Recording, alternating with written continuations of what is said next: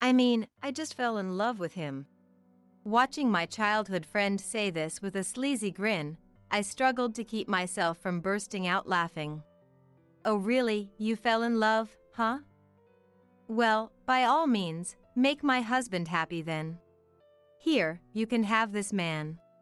So, from now on, you two share all the joys and sorrows together as a married couple.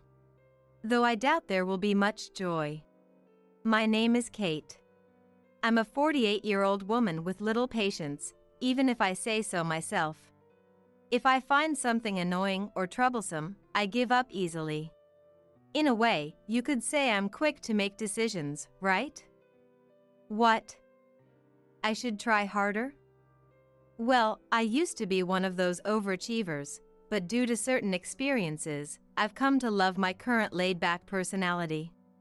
It all started when I was very young, too young to even remember much. My parents moved with another couple and lived in houses next to each other. Why did that happen? Because my parents and that couple were childhood friends too. For childhood friends, who became couples, got married around the same time, and even got pregnant at the same time. And since their kids were the same age, they decided to live next to each other to stay close. This is how I, Kate, and the girl next door, Loretta, became destined to be childhood friends even before we were born. Hearing just the story, many might think it's wonderful to have two generations of families being such close friends. I think so too. But that only works if the childhood friend has a good personality. Unfortunately, my childhood friend had a terribly bad one.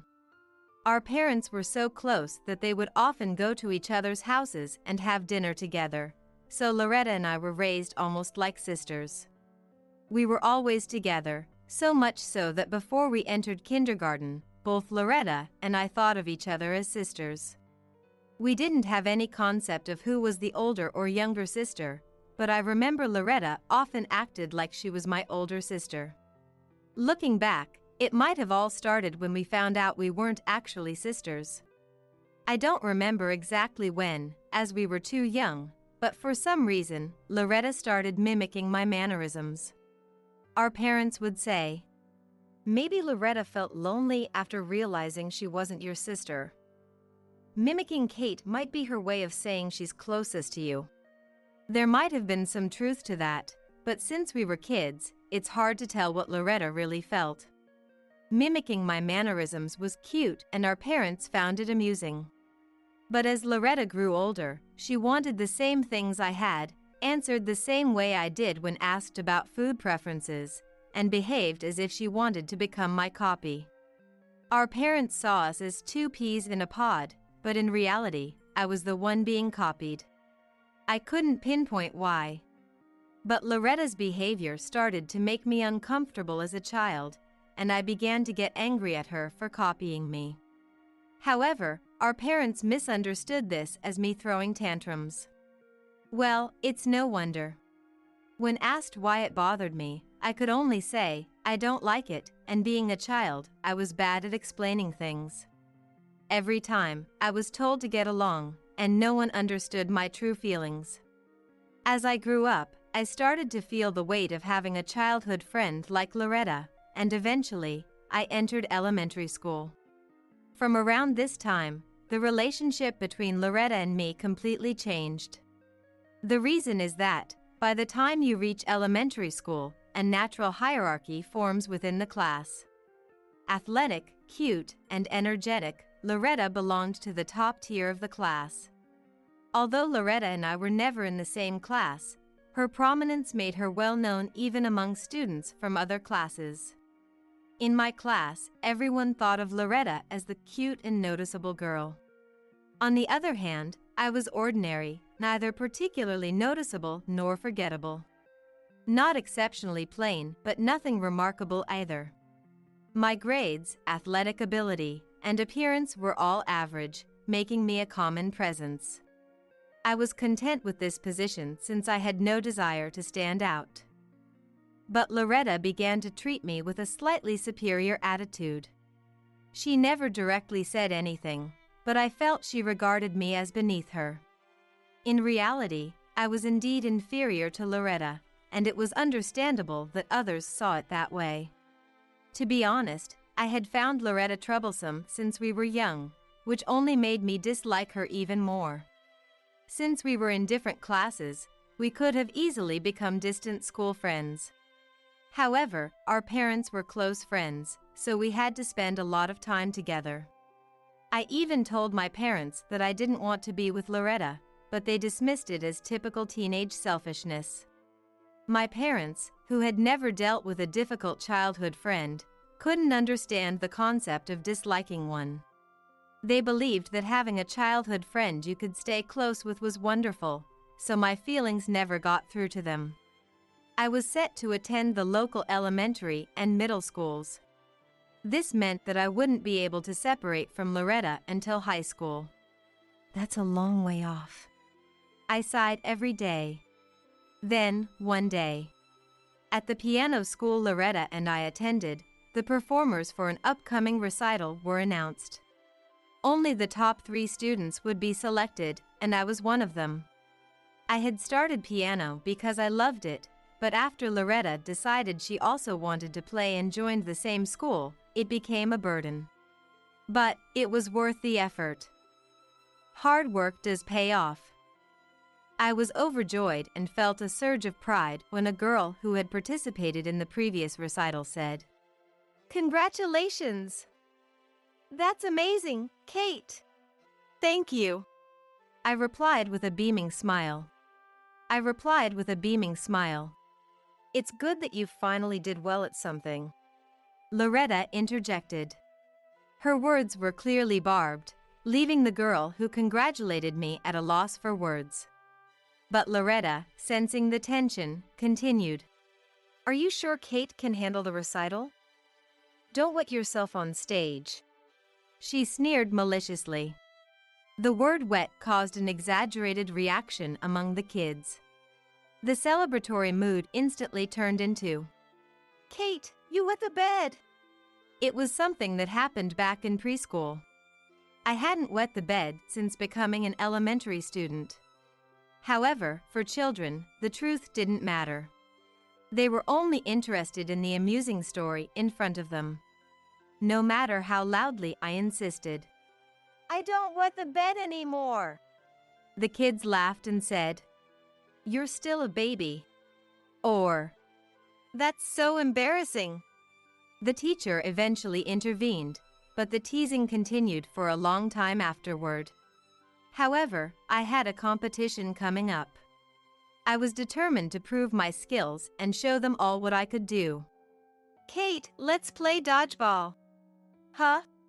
As usual, Loretta came over to my house, bringing along some of her classmates. "I'm going to play with my classmates. Come join us, Kate." "What? But I'm the only one from a different class. You should all play together." "I want to play with you too, Kate," Loretta pleaded. "Please." Everyone commented on how close we seemed, but, honestly, I found the invitation bothersome. I wanted to be away from Loretta for even a single second, yet I couldn't find a way to refuse. Somehow, I ended up joining their class's dodgeball game. I would later regret this decision. Once the dodgeball game started, it was clear that many of Loretta's classmates were in sports clubs, and the game quickly became intense. I'm not very athletic, so I was desperately trying to dodge the balls. Then Loretta, "Kate, catch the ball! Stop running away!" shouted. I was bewildered, thinking, I can't catch such a fast ball, but Loretta's teammates joined in. "Kate, now! You could have caught that one! Come on, catch it!" and heckles me. Their shouts were intimidating, and I reluctantly reached for the ball, but I couldn't catch it properly. I was afraid of getting hit and being sent to the outfield, and I didn't know what to do when suddenly, out of nowhere, Loretta body slammed me. I lost my balance and fell awkwardly to the ground, twisting my left wrist badly in the process. Meanwhile, Loretta had caught the ball without needing to slam into me at all. "Sorry, I got too into it and bumped into you," she said with a smile.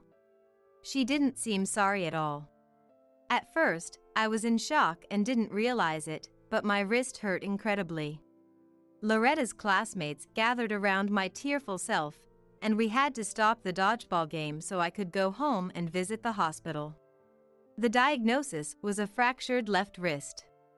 3 months to heal.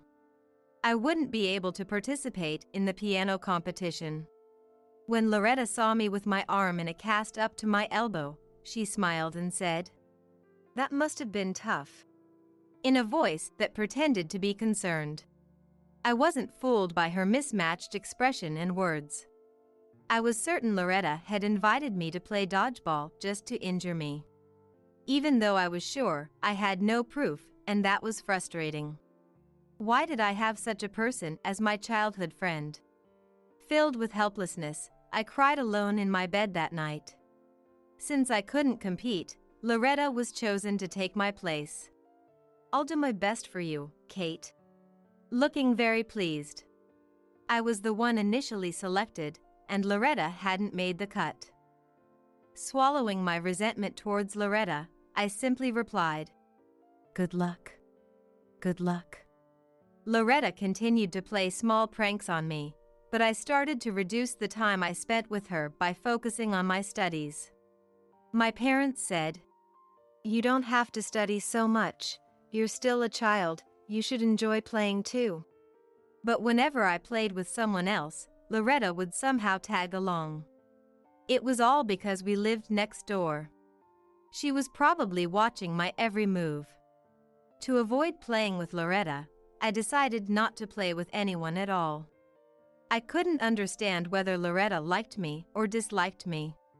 However, it was becoming increasingly clear that she was a bothersome presence to me. Feeling the cracks forming in our relationship, we moved on to middle school.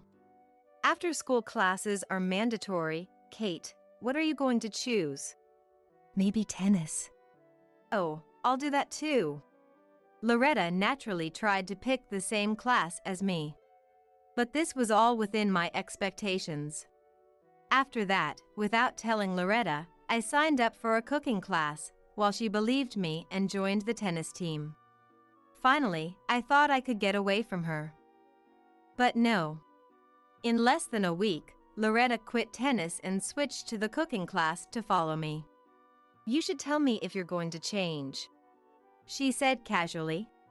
Because of this, the members of the cooking class mistakenly thought Loretta and I were good friends, and my attempts to distance myself from her were seen as cold.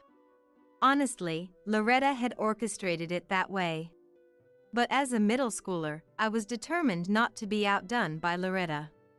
I started avoiding her as much as possible on the way to and from school and used studying as an excuse to not eat with her. Of course, it was hard to refuse every time in front of our parents, so I only declined occasionally, but I felt much lighter. Next was high school. My parents probably wouldn't allow me to go to a boarding school, but if I chose a school in the opposite direction from Loretta's, our interactions would decrease.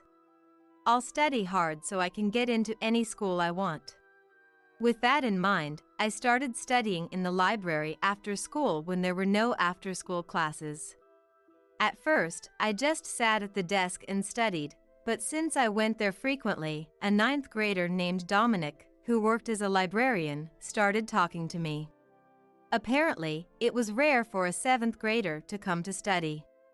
I understood that it was just consideration for a younger student, but I started to feel attracted to the calm and older Dominic. He was very kind and helped me with my studies. He explained things very clearly. As we began talking more about various things, I, who had no interest in novels, started reading the books Dominic recommended. They say love changes people, and it's true. I think I was floating on my first love. That's why I was off my guard. "Oh? Are you here for the library too, Kate?" One afternoon, when I went to the library as usual, there was Loretta. She acted like it was a coincidence, but it definitely wasn't. She had been watching my actions as usual. Even though I knew Loretta was that kind of person, why did I start going to the library so often? I deeply regretted letting myself get carried away because I liked Dominic, a 9th grader. Knowing my feelings. The library is nice. It's relaxing. Maybe I'll start coming with you, Kate, she said. I wanted to shout, please don't, but Dominic appeared behind me. Oh? Is she a friend? He asked. Before I could answer. We're childhood friends, Loretta said with a smile. Childhood friends, huh? That sounds nice. I'm an only child, so I kind of envy that, Dominic said, and before I knew it, the two of them were engrossed in conversation. I couldn't interrupt their conversation, and I felt like my place had been taken away. It was depressing. As she had declared, Loretta started coming to the library with me from that day on. I knew that if I didn't go to the library and stayed in my room to study, my interactions with Loretta would decrease. I really hated Loretta, but I also wanted to see Dominic's face just as much.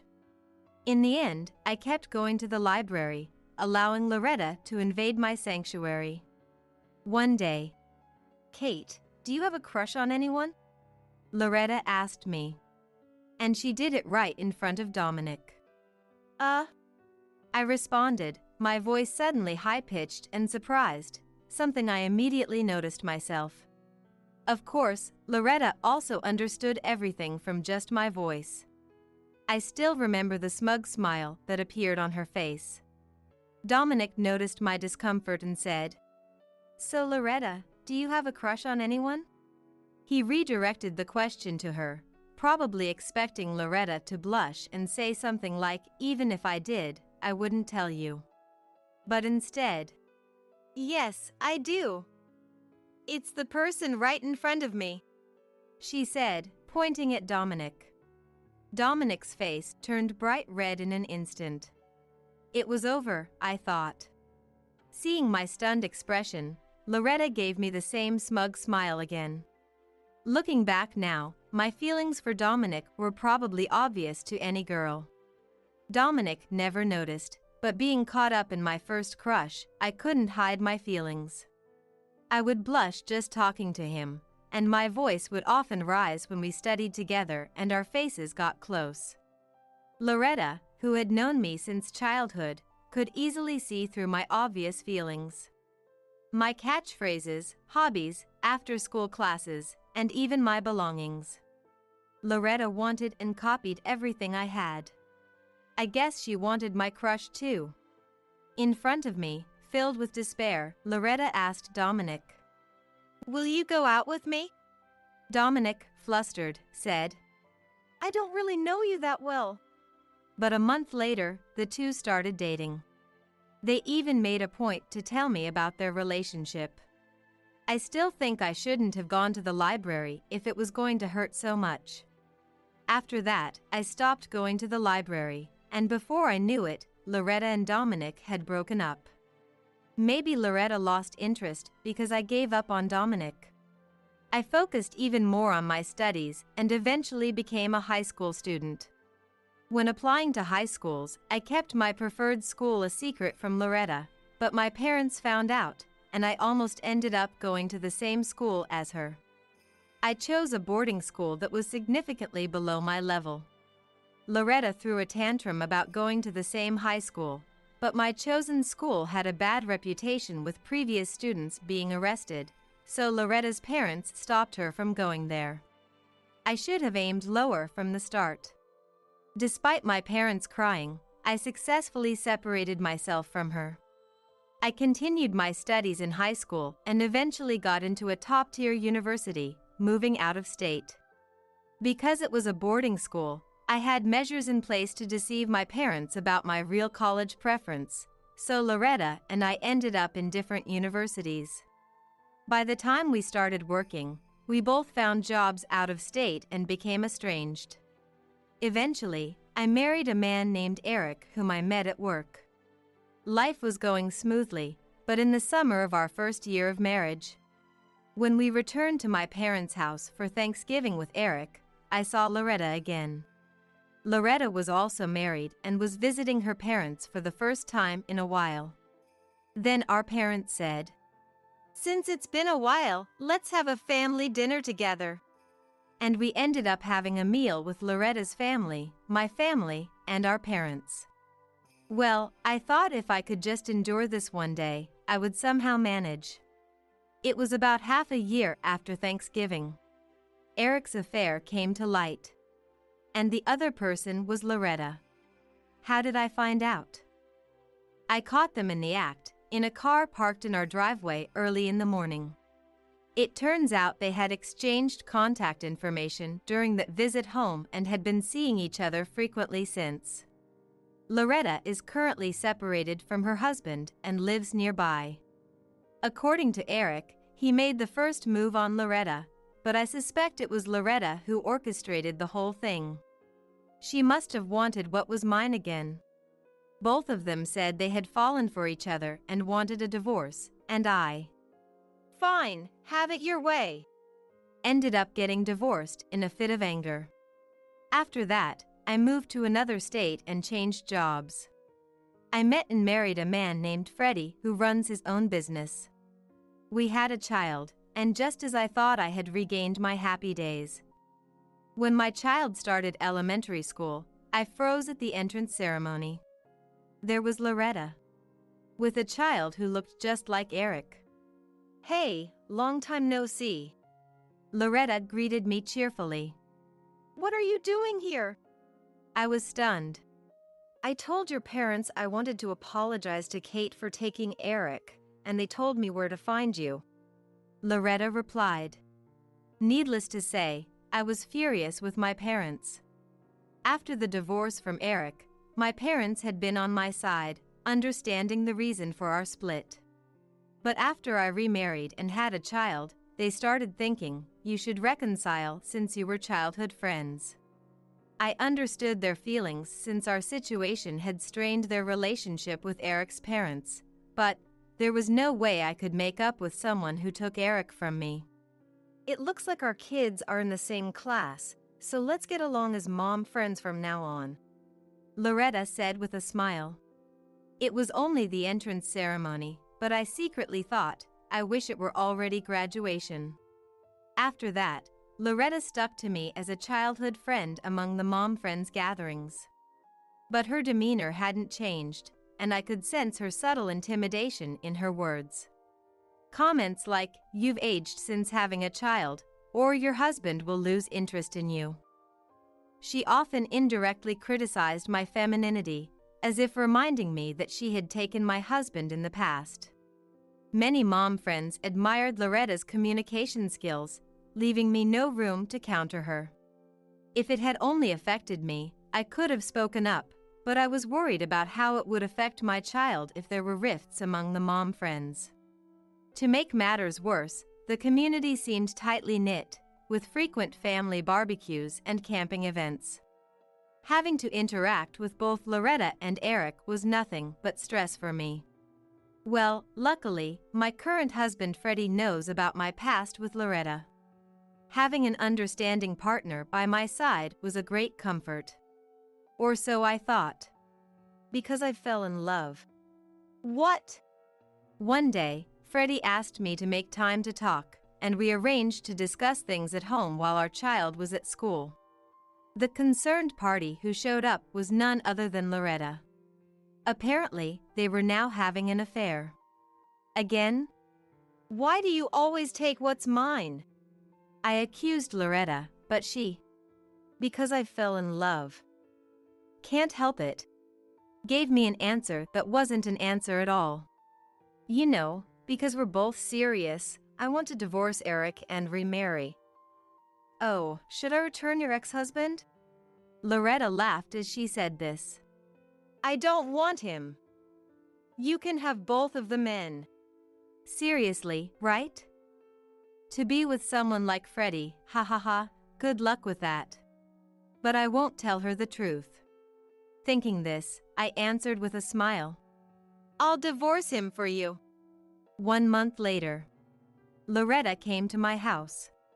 What is going on? Why didn't you tell me? What are you talking about? I pretended to be clueless. Of course, Loretta saw right through me. Don't play dumb. And got angry. Why didn't you tell me Freddie was unemployed? Did I need to? You wanted to remarry because you truly love him, right? I'd like to see some spirit like, I'll support him. You knew and didn't tell me on purpose. Of course. In fact, we were already talking about divorce before you even asked for it. What? Loretta's eyes widened at my words. Freddie didn't just lose his job, he also took on a lot of debt to try to save his company. We had a huge fight because I hadn't been told about it. You probably thought you took my husband from me and felt triumphant, but actually, I was just giving away someone I didn't want. Loretta, now understanding everything. What? Raised her voice. So, you knew and still went through with not just the division of assets, but also filed for alimony and child support? Of course. It's only natural for me to claim what I'm owed, and it's offensive to be called a bad woman for it. You're the worst. And you have the nerve to say that? You brought this on yourself. Just like before, you probably thought you'd have Freddie pay for everything, but he doesn't have any money left. You'll have to pay it yourself. This is the worst. Because of you, my life is a mess. I'm grateful, really. Thanks for taking a nearly bankrupt, cheating husband off my hands. I smiled as Loretta burst into tears. My previous husband had income from investments, so even when I demanded compensation in the divorce trial, he paid it easily. So Loretta probably thought, if I remarry, we'll be husband and wife, and my new husband can pay everything as well. After all, she knew Freddie was making a decent living from his business. She must have been counting on that. But not only did her plan fail, it turned out he was in debt and completely unreliable. Well, no wonder she's crying. Serves her right. I got this house as part of the divorce settlement, but I'm planning to sell it and move. So what? Loretta glared at me as if even hearing my words was annoying. She still didn't seem to understand her position. She looked like she thought she was still on top. Time to show her hell. I'm going to tell all the mom friends about your misdeeds. What? Whether they side with me or not, you'll at least have to deal with being talked about behind your back. I'll just move away too. You're such an idiot. Don't you know your husband's personality? Husband? Which one? What are you talking about? I'm talking about my ex-husband, Eric. He's very jealous.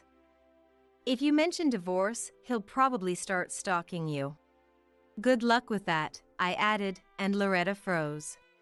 Switching to another man and being abandoned, there's no way he'd allow that. Ha ha ha, I can't wait to see what happens next. With that, I walked back home, ignoring Loretta, who stood there in shock. Loretta rang the doorbell multiple times. Please reconsider the compensation from the divorce settlement. She pleaded, but I ignored her completely. Later on, shortly before I moved out, a certain flyer was distributed around the neighborhood. It exposed Loretta's infidelity. It even listed all her past relationships. For the record, it wasn't me. However, since the flyer described Loretta's behavior inside the house, it was clear that my first husband, Eric, whom Loretta had divorced, was the one behind it. Meanwhile, despite it being half a year since the divorce, Loretta hadn't remarried. This was because her second husband, Freddie, who had paid me the compensation and child support in cash, had gone bankrupt. He still intended to start fresh with Loretta, but then came the flyer scandal. When Freddie learned about Loretta's entire dating history, he abandoned her. Loretta herself might have intended to abandon him, but since she was abandoned first, she was quite bitter. Her once sweet demeanor had turned harsh, perhaps due to constant irritation. Seeing Loretta's living conditions and behavior, her parents decided, "Our daughter can't raise a child in her current state," and took the child into their care. Those who had been close to Loretta were no longer her friends, as she no longer had a child and was no longer part of the mom circle. Moreover, hearing about her promiscuous lifestyle, they were disillusioned. Vandalism and harassment increased at Loretta's house, and she was told to leave the community. She wanted to move but had no money, and although she wanted to sue over the flyer, money was still an issue. On top of that, Eric continued to stalk Loretta. He planned to reconcile for money, but Eric wasn't that foolish. "I want you to see the real me, so I won't remarry," he said, and continued to watch over her to prevent her from finding a new man. It was really creepy. Meanwhile, I moved out of state with my child and am now working hard as a single mother.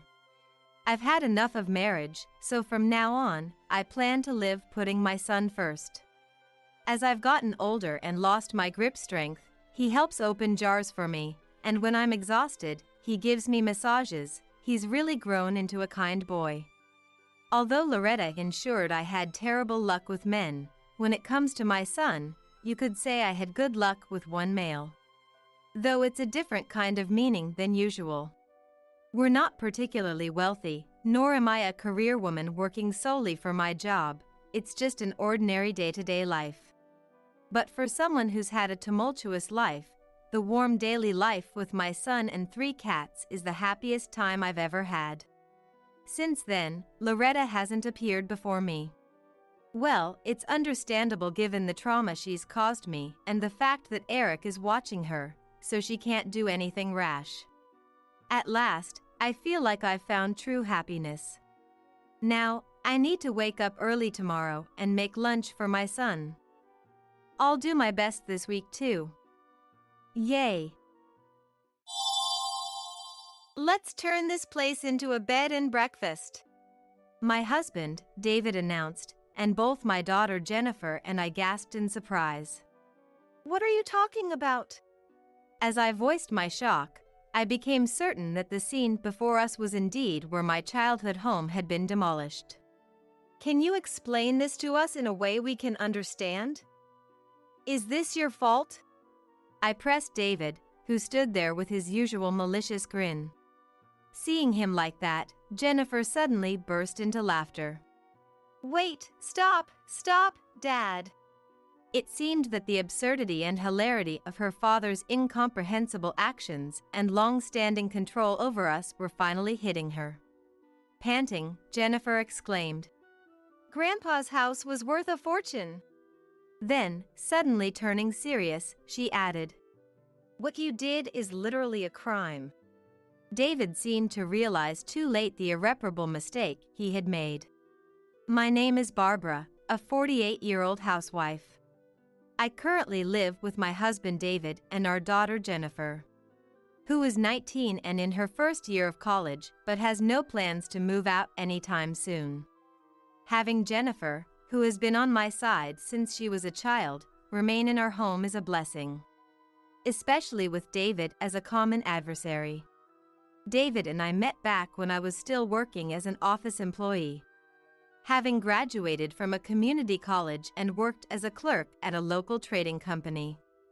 David, who worked in sales at another company, frequently visited. Though sales sounds prestigious, he was more like a jack of all trades for various companies. Always eager to please and flashing insincere smiles, he managed to make a good impression on me by being nice, even to a mere clerk like myself. As we saw each other almost weekly, we started chatting and eventually became close. It turned out that he was indeed treated like a utility person at his job, earning little.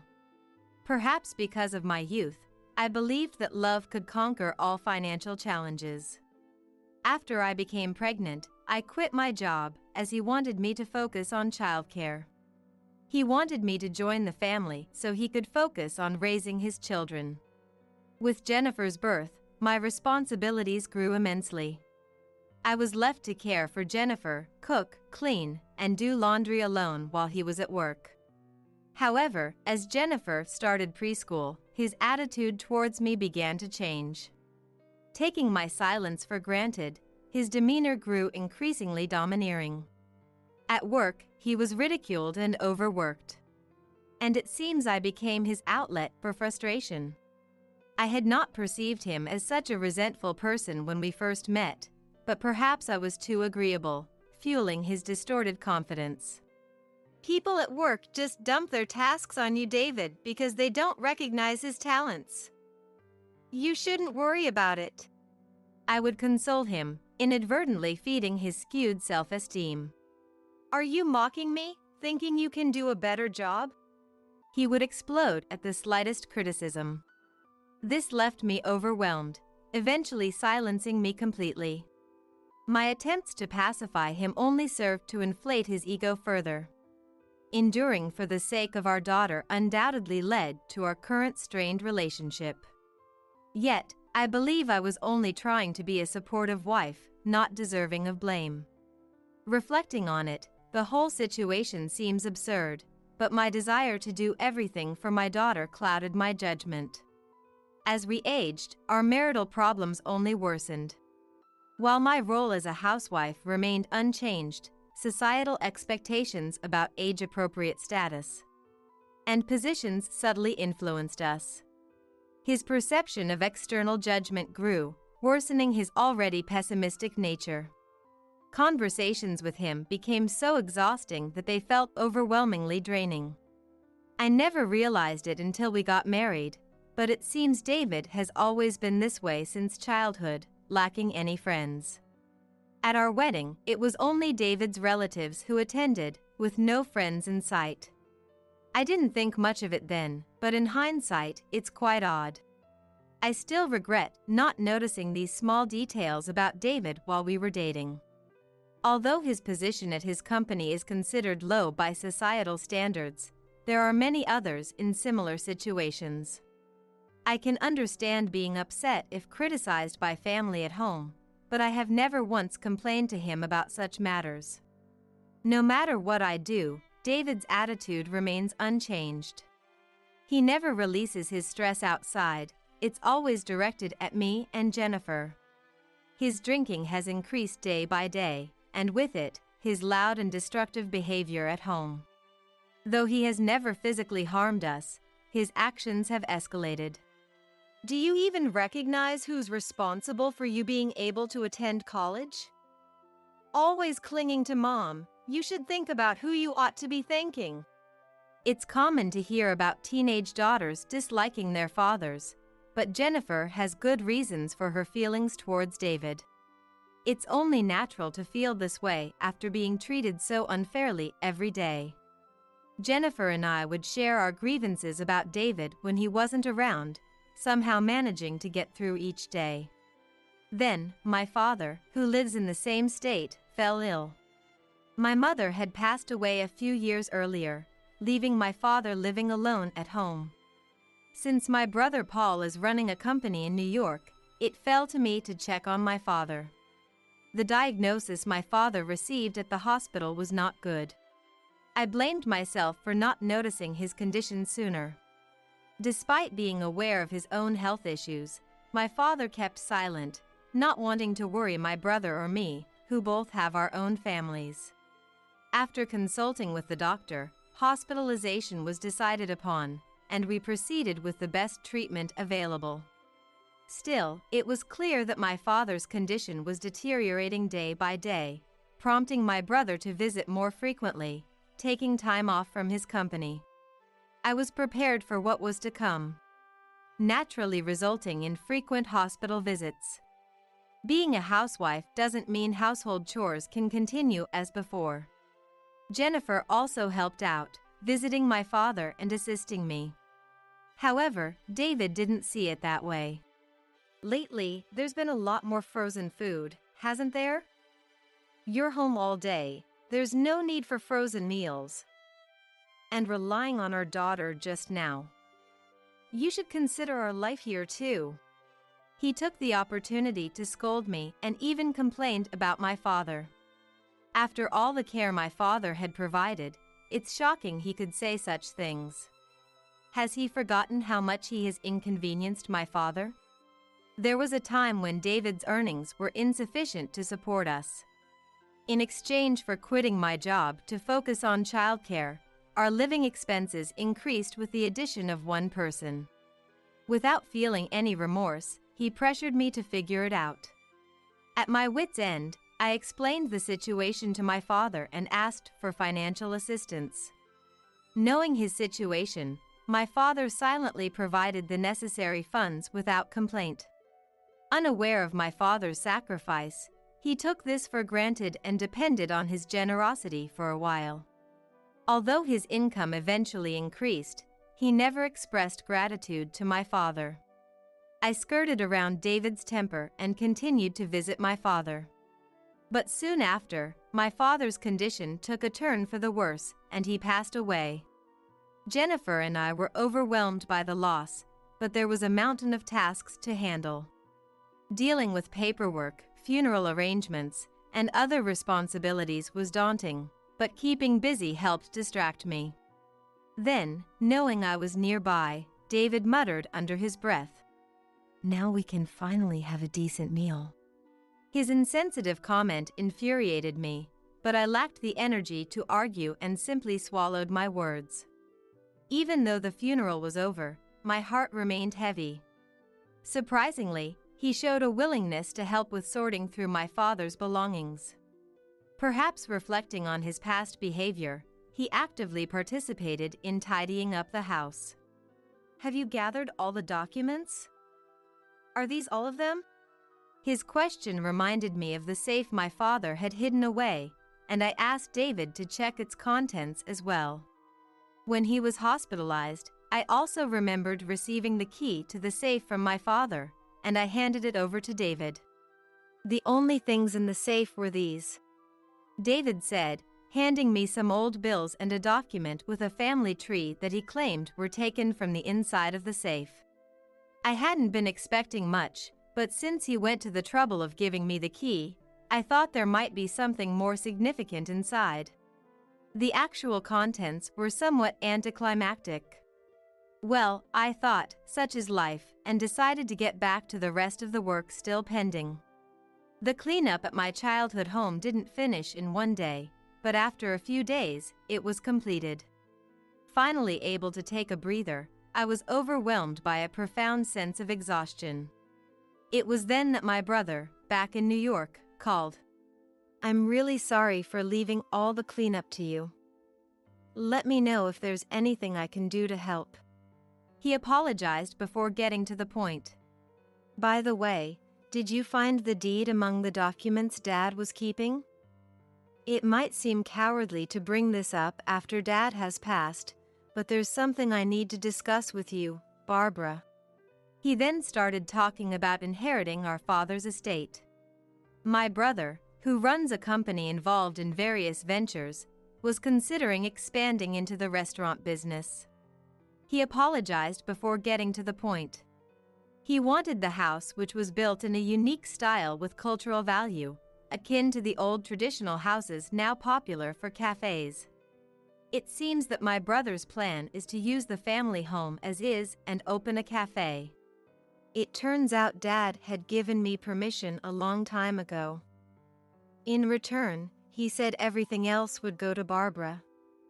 I know it's late, but would you agree to this?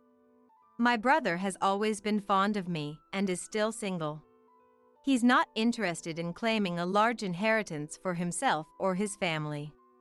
I wouldn't know what to do with our childhood home anyway. If you think it's best, then go ahead. I agreed to my brother's wishes and decided to transfer the rights to our family home to him. If I were to manage it, it would eventually have to be demolished.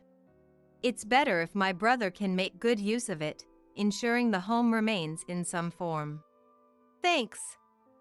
Could you check if the deed is among the documents Dad left behind? David had organized all the documents in one place, so it should be among them. I promised to contact my brother as soon as I found the documents and hung up. I realized I hadn't gone through the documents since then. They should all be in a clear case I put together. Remembering the case of documents he gave me, I searched through it. However, no matter how much I looked, I couldn't find the deed my brother mentioned. That's strange. I put all the documents in here. Could it still be at the house? Worried I might have accidentally thrown it away, I decided to go check the house myself to avoid any more anxiety.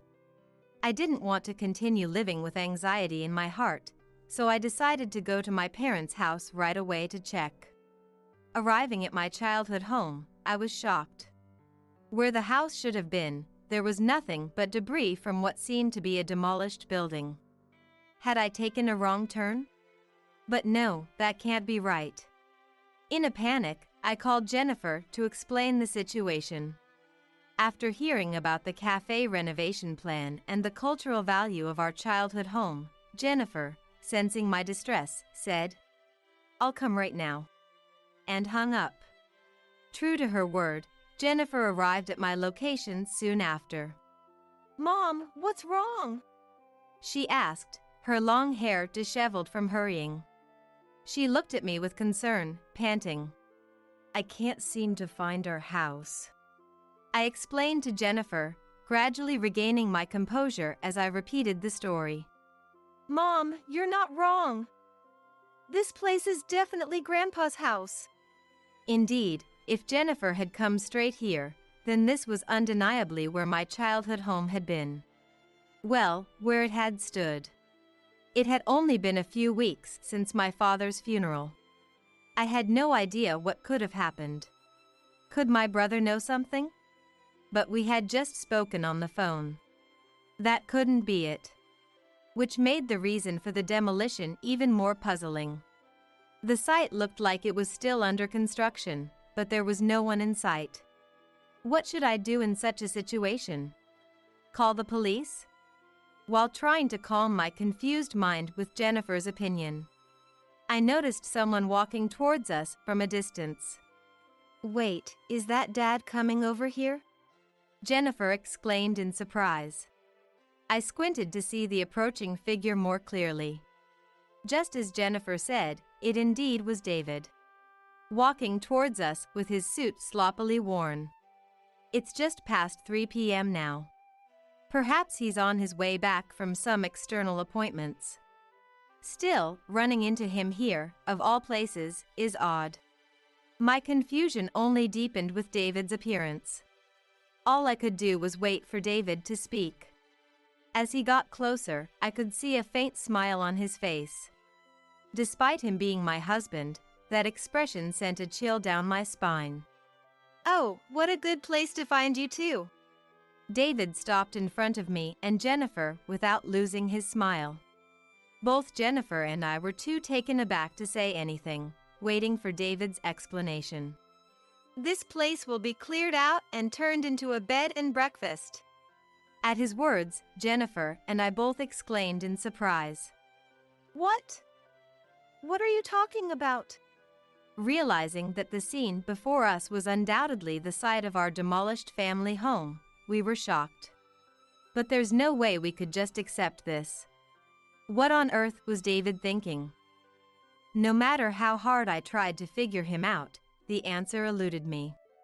"Hey, explain so we can understand. Is this your doing?" David's attitude, still sporting a faint smile, made me press him more forcefully. "Yeah, I did everything. We can't move forward without clearing the land first. I'm planning to build the bed and breakfast with the money I've saved up little by little and my retirement fund. Of course, you're going to contribute financially as well." He spoke in a somewhat pompous manner, showing no remorse. Could there possibly be a legitimate reason for this outrageous action? David seemed to sense our anger and confusion, feeling somewhat irritated by our reactions. He continued on as if I had no choice. I've always wanted to start something on my own. Everyone fails to recognize my talent and just gives orders. I can't be satisfied with that. So, I decided to operate a bed and breakfast here. David confidently declared this, then looked at our expressions again. However, such explanations only deepened our confusion. I'm sorry, but I don't understand at all what you're trying to say. The utter absurdity of his actions began to instill fear in me. I quit my job today.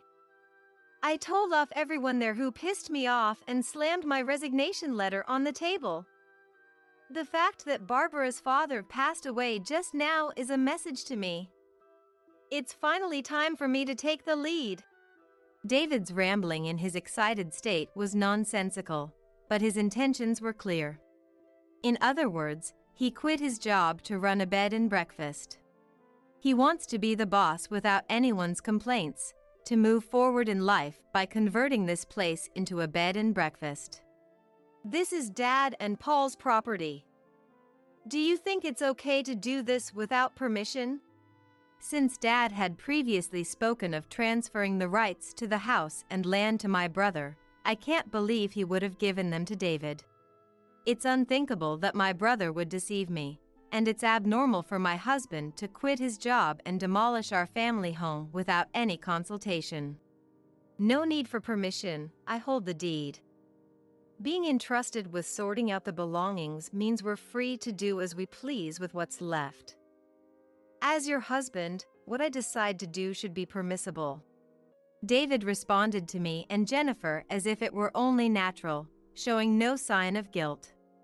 That's no excuse at all, I yelled out as soon as David finished speaking. My patience ran out with his selfish, childish reasoning. This is my father's house. It was passed down to me and Paul by Dad. How can you, who aren't even blood related, do something like this on your own? David seemed to realize the seriousness of the situation for a moment in response to my rebuke. Although the faint smile disappeared from his face for a moment, he quickly justified his actions again. What is that way of speaking to your husband? Who do you think has been supporting your lifestyle up until now? You all should just silently follow what I say. David, with his face turning red, raised his voice without caring about his surroundings. Perhaps due to the extreme excitement, he began to gasp heavily. Seeing David like this, Jennifer suddenly burst into laughter. Wait a minute. Stop, Dad. Tears were even welling up in Jennifer's eyes. It seems she felt a mix of pity and humor from the bottom of her heart towards the absurd and comical behavior of her father, who had always tried to control her. Dad, don't you know? Gasping for breath, David focused on his daughter as Jennifer spoke to him. Grandpa's house was incredibly valuable. You just destroyed the house Uncle Paul was given. Jennifer said this, then suddenly turned serious. What you did is literally a crime. David's face rapidly lost color as he calmed down upon hearing his college-age daughter's calm point. What are you saying? How can you say such things to your father? Though he raised his voice, it lacked any real spirit or force. It seems he had realized his fault somewhere deep down. Trying to counter it with bluster was futile, especially after being called out by his daughter. Neither my brother nor I could ever condone such actions. I'm going to call Paul right away. The project to turn this place into a cafe is supposed to be in progress. David, knowing that my brother runs a company, understood the situation just from those words. What? That's horrible. We have press coverage and contracts already advancing. I'll call you back later. Please don't touch anything else there. After my hurried call, my brother ended the call in a flustered state. Just do not do anything further. This has turned into a huge mess." My brother's voice seemed to leak from the phone, making Jennifer and David's faces tense. It appears he had been plotting to build a bed and breakfast here from the moment he mentioned clearing out the belongings. He had been helping with the cleanup of our family home with that intention, searching for the deed. "I had no idea this house was going to be turned into a cafe. It's common sense to inform me of such important matters beforehand."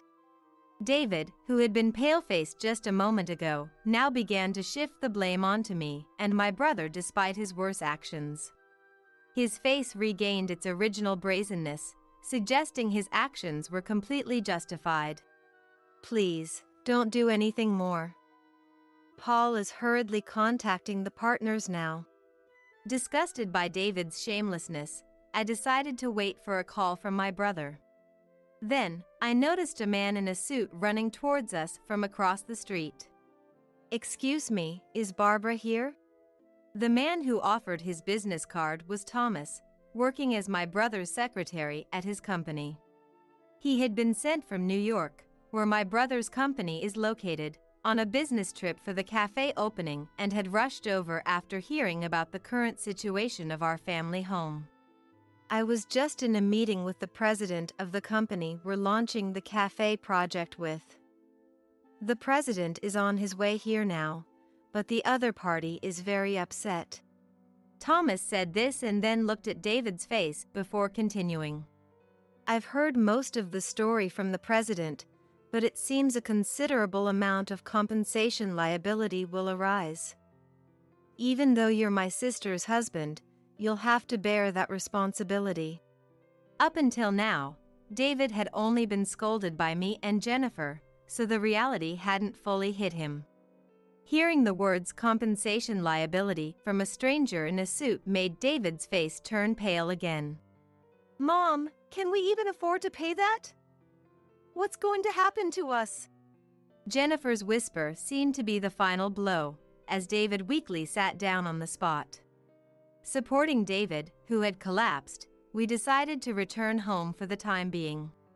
We invited my brother's secretary into our home to wait for my brother's arrival from New York. Although we understood the gravity of the situation, there was nothing we could do on our own. As time frustratingly passed and the day turned to night, my brother finally arrived. "Barbara, I'm sorry, but David will have to take appropriate responsibility." My brother said this with a solemn expression and began to explain the situation. The project to open a cafe using our family home had started some time after our father passed away. My brother's company is well known in the industry, and the other party had prioritized this project upon hearing it from my brother. That meant halting our company's ongoing projects to pour all our energy into the joint project with my brother. It was clear that canceling this cafe plan would result in tremendous damage. My brother was making every effort to keep this project alive. "But if our family home itself has been demolished?" I remembered the scene that had been in front of my eyes until a moment ago and inadvertently let the words slip out. "I've seen it myself just now, and it was indeed a sloppy demolition job. It'll take time, but since the materials are still there, it might be possible to restore it," my brother said with a heavy sigh, though his face remained stern. "David, I didn't want to say this, but what you did is a crime. It's not something that can be resolved with an apology, but you'll have to join in apologizing to everyone involved." David, told by my brother, remained pale-faced and frozen on the spot but slowly nodded.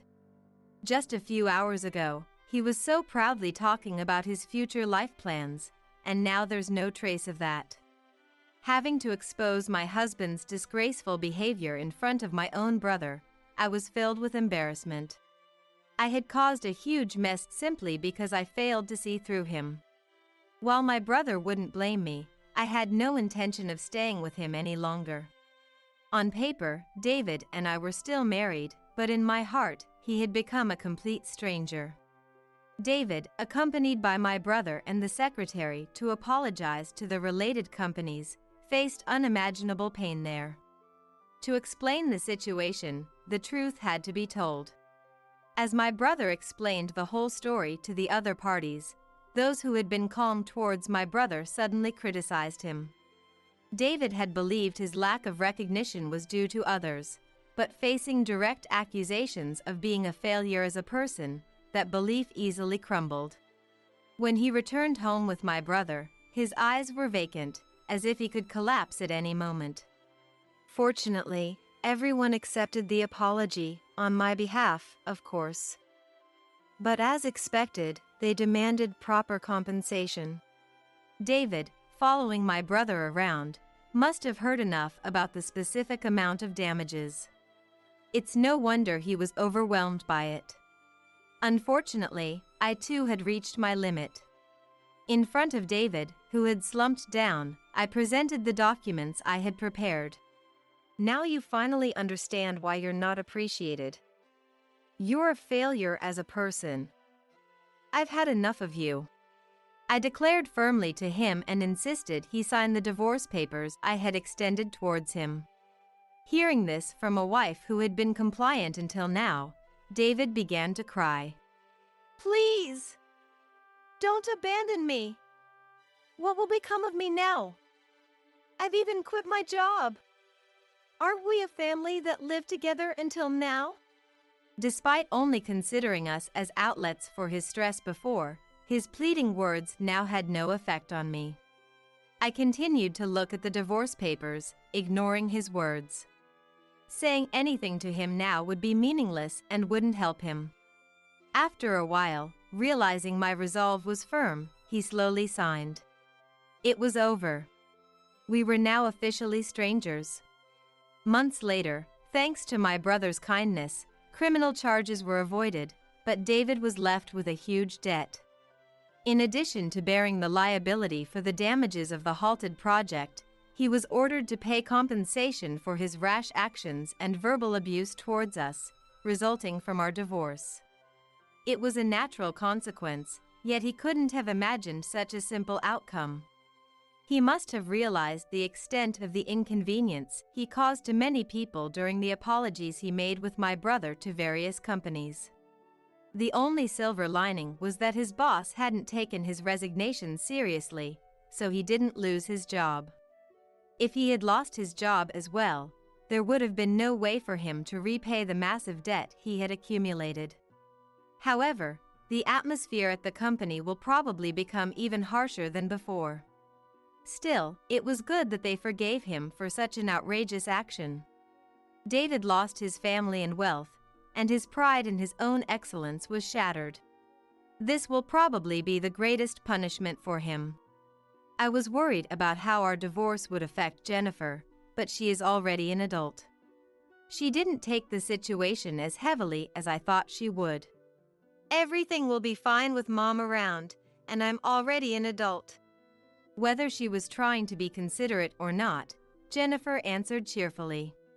The project to renovate and rebuild our family home, led by my brother, managed to recover somehow. Though it seemed I would be able to live off the alimony from David and the inheritance left by my father, I was entrusted with running my brother's cafe. The people from the company that launched the cafe with my brother trusted me and gave me various tasks. Thanks to this, I am enjoying a more fulfilling life than the days I spent as a housewife. Being able to work in the place where I lived with my parents and brother is also a great joy. Marriage is not the only joy in life. I might have lost a certain sense of security that comes from being protected by someone, but in another sense, I gained freedom. My feelings are not dark and gloomy now. On the contrary, I feel more positive and bright. I have found a new purpose and am filled with hope.